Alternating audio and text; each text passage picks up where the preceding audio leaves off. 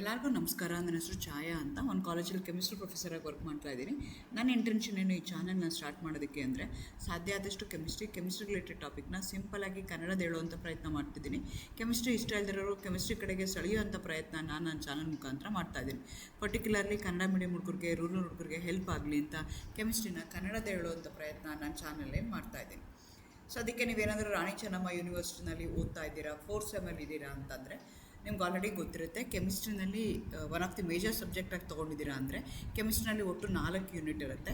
ಮೊದಲನೇ ಯೂನಿಟಲ್ಲಿ 3 ಸಬ್ ಟಾಪಿಕ್ಸ್ ಬರುತ್ತೆ. D&F block elements, environmental chemistry. Again environmental ಕೆಮಿಸ್ಟ್ರಿನಲ್ಲಿ ಮತ್ತೆ 2 ಸಬ್ ಟಾಪಿಕ್ಸ್ ಬರುತ್ತೆ, ಏರ್ ಪೊಲ್ಯೂಷನ್ ಮತ್ತು ವಾಟರ್ ಪೊಲ್ಯೂಷನ್ ಅಂತ. ಅದೇ ಥರ ಇನ್ನೊಂದು ಯೂನಿಟ್ ಬರುತ್ತೆ, ಚಿಲ್ಲೈಟ್ಸ್ ಅಂತ. ಸೊ ಈ 3 ಯೂನಿಟು ನಿಮಗೆ ಯೂನಿಟ್ 1ನಲ್ಲಿ ಬರುತ್ತೆ. ಸೊ ಆಲ್ರೆಡಿ ಎಲ್ಲ ವಿಡಿಯೋಸ್ನ ಅಪ್ಲೋಡ್ ಮಾಡಿದ್ದೀನಿ according to your syllabus. Again question and answers on D&F block elements, question and answer on air pollution and water pollution upload ಮಾಡಿದ್ದೀನಿ. ಇವತ್ತು ಆಲ್ರೆಡಿ ಚಿಲೇಟ್ಸ್ ಬಗ್ಗೆ ನಾನು ಆಲ್ರೆಡಿ ವಿಡಿಯೋ ಮಾಡಿದ್ದೀನಿ, 2 ವಿಡಿಯೋ. ಇದು 3ನೇ ವಿಡಿಯೋ. ಇವತ್ತಿನ ವಿಡಿಯೋದಲ್ಲಿ ಪ್ರಾಬಬಲ್ ಕ್ವಶನ್ಸ್ ಯಾವ್ದು ಕೇಳ್ಬೋದು. ನಿಮ್ಗೆ ಆಲ್ರೆಡಿ ಗೊತ್ತಿದೆ, ನಿಮ್ಮ ಸಿಲೆಬಸ್ಸಲ್ಲಿ 2 ಮಾರ್ಕ್ಸ್ ಕ್ವಶನ್ನು ಮತ್ತು 5 ಮಾರ್ಕ್ಸ್ ಕ್ವಶನ್ಸ್ ಕೇಳ್ತಾರೆ.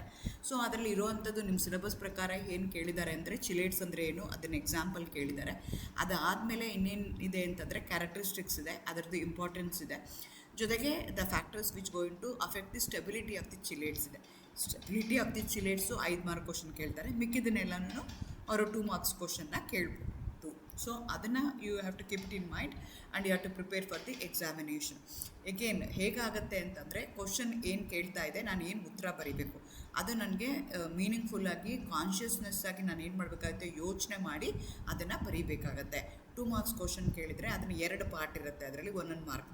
5 ಮಾರ್ಕ್ಸ್ ಕ್ವಶನ್ ಕೇಳಿದರೆ ಅದನ್ನು ಸ್ಪ್ಲಿಟ್ ಮಾಡಿರ್ತಾರೆ. ಯಾವ ಥರ ಸ್ಪ್ಲಿಟ್ ಆಗಿರುತ್ತೆ, ಬೇಸ್ಡ್ ಆನ್ ದಟ್ ನೀವೇನು ಮಾಡಬೇಕಾಗತ್ತೆ, ಆನ್ಸರ್ನ ಬರೀಬೇಕಾಗತ್ತೆ to get full marks. Again welcome to Kenchaya. ನನ್ನ ಚಾನಲ್ನ ಸಬ್ಸ್ಕ್ರೈಬ್ ಮಾಡಿ, ಶೇರ್ ಮಾಡಿ, ಸಪೋರ್ಟ್ ಮಾಡಿ. ನೀವು ನಮ್ಮ ಚಾನಲ್ಗೆ ಹೋಗಿ ಸಬ್ಸ್ಕ್ರೈಬ್ ಮಾಡ್ಕೊಂಡ್ಮೇಲೆ ಪ್ಲೇ ಲಿಸ್ಟ್ಗೆ ಹೋಗಬೇಕಾಗತ್ತೆ. RCU 4th ಸೆಮ್ ಅಂತ ಕೊಟ್ಟರೆ ಎಲ್ಲ ವಿಡಿಯೋಸು ನಿಮಗೆ ಸಿಗ್ತಾ ಹೋಗುತ್ತೆ. 1st ಸೆಮ್ದು, 2nd sem, 3rd ಸೆಮ್ದು, 4th sem ಎಲ್ಲ ವಿಡಿಯೋಸು ನಾನು ಅಪ್ಲೋಡ್ ಮಾಡಿದ್ದೀನಿ ಅಕಾರ್ಡಿಂಗ್ ಟು RCU ಸಿಲೆಬಸ್ ಪ್ರಕಾರ. ಎಗೇನ್ ಅದರಲ್ಲಿ ನಿಮಗೆ RCUನಲ್ಲಿ 2 ಥರ ಬರುತ್ತೆ, SEP ಮತ್ತು NEP ಸಿಲೆಬಸ್ ಅಂತ. SEP ಸಿಲೆಬಸ್ ಅಂತ ನೀವು ನೋಡಿದ್ರೆ ಎಲ್ಲ ವಿಡಿಯೋಗಳು ನಿಮಗೆ ಒಂದೇ ಕಡೆಗೆ ಸಿಗ್ತಾ ಹೋಗುತ್ತೆ. ಸೊ ಚಿಲೇಟ್ಸ್ಗೆ ಬಂದರೆ 2 mark question, define chelates with an example or what are chelates give an example. Same ಕ್ವಶನ್ನೇ ಬೇರೆ ಬೇರೆ ಥರ ಕೇಳ್ತಾರೆ.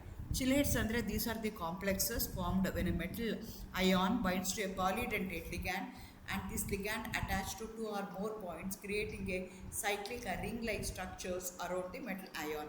ಇದಕ್ಕೆ ನಾವೇನಂತ ಕರಿತೀವಿ, ಚಿಲೇಟ್ಸ್ ಅಂತ ಕರಿತೀವಿ. Chelates are the complexes which have been formed between a metal and a polydentate ligand. That polydentate ligand has a capacity to donate more than one pair of electron towards the metal ion that leads to a cyclic that leads to a ring-like structure. Such complexes, such coordination compounds we are going to call it as a chelate. Example ಅಂದರೆ ethylene ಡಯಾಮೀನ್ ಆಗುತ್ತೆ, haemoglobin ಆಗುತ್ತೆ, vitamin B12 ಆಗುತ್ತೆ, EDTA ಆಗುತ್ತೆ, DMG ಆಗುತ್ತೆ, oxine ಆಗುತ್ತೆ.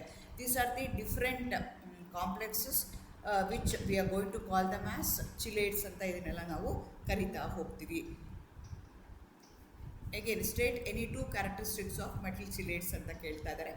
So ಯಾವ್ದಾದ್ರು 2 point ಹೇಳಿದ್ರೆ ಸಾಕಾಗುತ್ತೆ, ನಾನು 2ಕ್ಕಿಂತ ಜಾಸ್ತಿ ಕೊಟ್ಟಿದ್ದೀನಿ. Ring formation. So always chelates form a cyclic ring chain around the metal ion. So this increases the stability of that particular metal at the complex rather than compare with that of monodentate ligand. So because your metal ion is encapsulated around the ligand, so it doesn't slip away, it doesn't go away. Thereby the reactivity of the metal ion reduces, that increases the stability of the complex. Again, selective bonding. Chelating agent can selectively bind to certain metals, making them useful in separation and purification. For example, ನೀವು DMG ತೊಗೊಂಡ್ರೆ, it can make DMG is a dimethyl glyoxam is a ligand that going to link with only a nickel ಜೊತೆಗೆ ಮಾತ್ರನೇ ಅದು combine ಆಗುತ್ತೆ. So ಬೇರೆ ಯಾವುದ್ರ ಜೊತೆನೂ ಅದು ಕಂಬೈನ್ ಆಗಲ್ಲ. ದೇರ್ ಬೈ ಸೊ ನನಗೆ ಯಾವ್ದಾರು ಈಗ ಸೀರೀಸ್ ಆಫ್ ಮೆಟಲ್ಸ್ ಇದೆ ಅಂದರೆ ಅದರಲ್ಲಿ ಬರೀ ನಿಕ್ಕಲ್ ಅಷ್ಟೇ ನಾನು ರಿಮೂವ್ ಮಾಡಬೇಕು ಅಂದರೆ ಐ ಕ್ಯಾನ್ ಯೂಸ್ DMG. ಅದೇ ಥರ ಮೆಗ್ನೀಷಿಯಮ್ನ ನಾನು ರಿಮೂವ್ ಮಾಡಬೇಕು ಅಯಾನ್ಸ್ ಅಂದರೆ I can use a polydentate ligand ಆಕ್ಸೈನನ್ನು ಮಾಡಿಕೊಂಡು ಮೆಗ್ನೀಷಿಯಮ್ ಆಕ್ಸೈನ್ ಕಾಂಪ್ಲೆಕ್ಸ್ ಫಾರ್ಮೇಷನ್ ಆಗುತ್ತೆ, which is also a chelate. ಅದೇ ಥರ ಹಿಮೋಗ್ಲೋಬಿನ್ ಆಗಿರ್ಬೋದು, ವೈಟಮಿನ್ B12 ಆಗಿರ್ಬೋದು, EDTA with many metals at different pH. ಈ ಥರ ಏನಾಗ್ತಾ ಹೋಗುತ್ತೆ, ಬೇರೆ ಬೇರೆ ಥರ ಬೇರೆ ಬೇರೆ ಚಿಲೇಟಿಂಗ್ ಏಜೆಂಟ್ಸು ಬೇರೆ ಬೇರೆ ಮೆಟಲ್ ಜೊತೆಗೆ ಕಂಬೈನ್ ಆಗುತ್ತೆ. ದಟ್ ಮೇಕ್ಸ್ ಸಪ್ರೇಷನ್ ಈಸಿ ಆಗುತ್ತೆ. ಬಯಾಲಜಿಕಲ್ ರಿಲೆವೆನ್ಸು, ಹಿಮೋಗ್ಲೋಬಿನು, ವಿಟಮಿನ್, ಕ್ಲೋರೋಫಿಲ್ಲು, ಇದೆಲ್ಲನೂ ಏನಾಗ್ತಾ ಇದ್ದಾವೆ ಅಂದರೆ ನ್ಯಾಚುರಲ್ ಚಿಲೇಟ್ಸ್ ಆಗ್ತವೆ. ಯಾವ್ದಾದ್ರು 2 ಕ್ಯಾರೆಕ್ಟರಿಸ್ಟಿಕ್ಸ್ ನೀವು ಹೇಳಿದ್ರೆ ಸಾಕಾಗುತ್ತೆ 2 ಮಾರ್ಕ್ಸ್ಗೆ. ಗಿವ್ ಎನಿ 2 ಇಂಪಾರ್ಟೆನ್ಸ್ ಆಫ್ ಚಿಲೇಟ್ಸ್ ಅಂತ ಹೇಳ್ತಾ ಇದ್ದಾರೆ. ಚಿಲೇಟ್ಸ್ನ ಬೇರೆ ಕಡೆ ತುಂಬ ಕಡೆಗೆ ಯೂಸ್ ಮಾಡ್ತಾರೆ. Chelates is used in removal of the heavy metal poisoning, binding toxic ions. Chelating agent EDTA ಇರ್ಬೋದು, DPTA ಇರ್ಬೋದು, MRI ಕಾಂಟ್ರಾಸ್ಟ್ ಏಜೆಂಟ್ ಆಗಿ ಯೂಸ್ ಮಾಡ್ತಾರೆ. ಅಗ್ರಿಕಲ್ಚರಲ್ಲಿ ನಮಗೆ in order to check micronutrient for the absorption of the plant, prevent deficiencies. ಪ್ರತಿಯೊಂದು ಬೆಳೆಗೂ ತಂದೆ ಆದಂಥ ಕ್ವಾಲಿಟಿ ಇರುವಂಥ ಸಾಯಿಲ್ ಬೇಕಾಗತ್ತೆ. ಯಾವುದೋ ಒಂದು ಮೈಕ್ರೋನ್ಯೂಟ್ರಿಯೆಂಟು ಜಾಸ್ತಿ ಕ್ವಾಂಟಿಟಿನಲ್ಲಿ ಬೇಕಾಗತ್ತೆ. ಅದು ಇದೆಯಾ ಇಲ್ವಾ ಅಂತ ಸಾಯಿಲ್ ಟೆಸ್ಟ್ ಮಾಡಿ ನಾವು ಯೂಸ್ ಮಾಡ್ಕೊಳ್ಳೋಕ್ಕೆ ಹೆಲ್ಪ್ ಆಗುತ್ತೆ. ಅದೇನಾದರೂ ನಾವು ಹಾಕಿದ್ವಿ ಅಂತಂದರೆ ಆ ಪರ್ಟಿಕ್ಯುಲರ್ ಮೈಕ್ರೋನ್ಯೂಟ್ರಿಯೆಂಟ್ ಜೊತೆಗೆ ನಿಮ್ಮ ಚಿಲೇಟಿಂಗ್ ಏಜೆಂಟ್ ಏನು ಮಾಡುತ್ತೆ, ಕಾಂಪ್ಲೆಕ್ಸ್ ಫಾರ್ಮೇಷನ್ ಮಾಡುತ್ತೆ. ದಟ್ ಹೆಲ್ಪ್ಸ್ ದ ಪ್ಲ್ಯಾಂಟ್ ಅಬ್ಸಾರ್ಪ್ಷನ್ನ ಹೆಲ್ಪ್ ಮಾಡುತ್ತೆ. ಇಂಡಸ್ಟ್ರಿನಲ್ಲಿ ಯೂಸ್ ಮಾಡ್ತೀವಿ, ಎನ್ವೈರ್ಮೆಂಟಲ್ ಸೈನ್ಸಲ್ಲಿ ಯೂಸ್ ಮಾಡ್ತೀವಿ, ಬಯಾಲಜಿಕಲ್ ಸಿಸ್ಟಮಲ್ಲಿ ಇರುತ್ತೆ. ಯಾವ್ದಾದ್ರು 2 ಇಂಪಾರ್ಟೆನ್ಸ್ ನೀವು ಹೇಳಿದ್ರೆ ಸಾಕಾಗತ್ತೆ to get the marks. Next ನಾನು ಹೇಳ್ದಂಗೆ 5 ಮಾರ್ಕ್ಸ್ ಕ್ವಶನ್ ಒಂದೇ ಕೇಳೋಕ್ಕಾಗೋದು. Explain the factor that influence the stability of metal chelates ಅಂತ ಹೇಳ್ತಾರೆ. 7 ಫ್ಯಾಕ್ಟರ್ಸ್ ಇದೆ.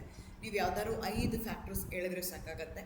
ಡೆಂಟಿಸಿಟಿ of the ligand, ring size of the chelate, nature of the metal ion, solvent effects, entropy contribution, steering fact and electronic factors ಅಂತ ಯಾವ್ದಾದ್ರು 7 factors ಇದೆ. 7 ಫ್ಯಾಕ್ಟರ್ಸಲ್ಲಿ ನೀವು ಯಾವ್ದಾದ್ರು 5 factors ಹೇಳಿದ್ರೆ ಸಾಕಾಗುತ್ತೆ with an example. Chelating size ನೀವು ತೊಗೊಂಡ್ರೆ 6 ಅಥವಾ 5 membered rings R most stable. ಅದಕ್ಕಿಂತ ಕಡಿಮೆ ಇದ್ದರೆ ಅದು ಸ್ಟೇಬಲ್ ಆಗಿಲ್ಲ. ಇದಕ್ಕೆ ಒಂದು ವಿಡಿಯೋ ನಾನು ಡೆಡಿಕೇಟ್ ಮಾಡಿದ್ದೀನಿ completely. What are the factor that going to affect the stability of the chelating agent ಅಥವಾ ಚಿಲೇಟ್, ಅದನ್ನು with an example with diagram ಅದನ್ನೆಲ್ಲ ಕೊಟ್ಟಿದ್ದೀನಿ. ನೀವು ಅದನ್ನು ನೋಡ್ಕೊಳ್ಳಿ, ಅರ್ಥ ಮಾಡ್ಕೋಬೇಕು ಪೂರ್ತಿ ಅಂತಂದರೆ. ಎಕ್ಸಾಮ್ ಪಾಯಿಂಟ್ ಆಫ್ ವ್ಯೂ ಅಂತ ಇದರ 5 number of donor atoms. More donor atom increases the stability because encapsulation or caging of the metal ion ಆಗುತ್ತೆ. So that the metal ion doesn't escape from that particular complex. ಹಾಗಾಗಿ ಏನಾಗುತ್ತೆ, stability increase ಆಗುತ್ತೆ. So ಏನಾಗುತ್ತೆ, ಆ stability increase ಆಗಬೇಕು ಅಂತಂದರೆ donor atom should have more donor atoms ಇರಬೇಕು. ಅದು ಪಾಲಿಡೆಂಟೇಟ್, ಎಷ್ಟು ಪಾಲಿಡೆಂಟೇಟ್ ಆಗುತ್ತೋ ಅಷ್ಟು ಅದು ಹೆಲ್ಪ್ ಆಗುತ್ತೆ. Nature of the metal ion ಯಾವಾಗೂ ಸ್ಮಾಲರ್ ಸೈಜ್ ಇರಬೇಕು, ಹೈಲಿ ಚಾರ್ಜ್ ಇರಬೇಕು. ಅಕಾರ್ಡಿಂಗ್ ಟು ಫಜಾನ್ಸ್ ರೂಲ್ ಪ್ರಕಾರನೇ ಅದು ಆಗುತ್ತೆ. ನೇಚರ್ ಆಫ್ ದಿ ಲಿಗ್ಯಾಂಡ್ ಹೇಗಿರಬೇಕು ಅಂದರೆ ಸ್ಟ್ರಾಂಗ್ ಡೋನರ್ ಗ್ರೂಪ್ ಇರಬೇಕು, like oxygen, nitrogen, sulphur to enhance the stability. Polar solvent stabilises the chelates better. Chelation increases with entropy favouring the stability. ಅದೇ ಥರ steering factors ಇರ್ಬೋದು, ಅದೆಲ್ಲನೂ ನಿಮಗೆ ಹೆಲ್ಪ್ ಮಾಡ್ತಾ ಹೋಗುತ್ತೆ. ನಿಮ್ಗೊಂದು ಪ್ಯಾರಾಗ್ರಾಫ್ ಥರ ಅದನ್ನು ನೆನ್ಪಿಟ್ಕೊಳ್ಳೋಕ್ಕೆ ಈಸಿ ಆಗಲಿ ಅಂತ ಫ್ಲೂ ಕಾರ್ಡ್ ಥರ ಕನ್ಸಿಡರ್ ಮಾಡಿದ್ರೆ denticity, higher denticity, stronger chelation, ring size 5 to 6 membered most stable ಇರುತ್ತೆ. Higher charge suitable, higher charge density, suitable size, stability increase ಆಗುತ್ತೆ. Polar solvent to stabilises the complexes. Entropy, more free particles, higher stability. Stability increases the entropy increases the stability of the complex. Steric factors, bulkier ligands reduces the stability.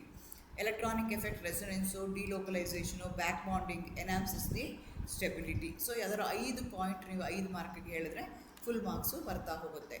Thank you. If you have any questions you can comment below. Like, share and subscribe for more such chemistry videos. Thank you.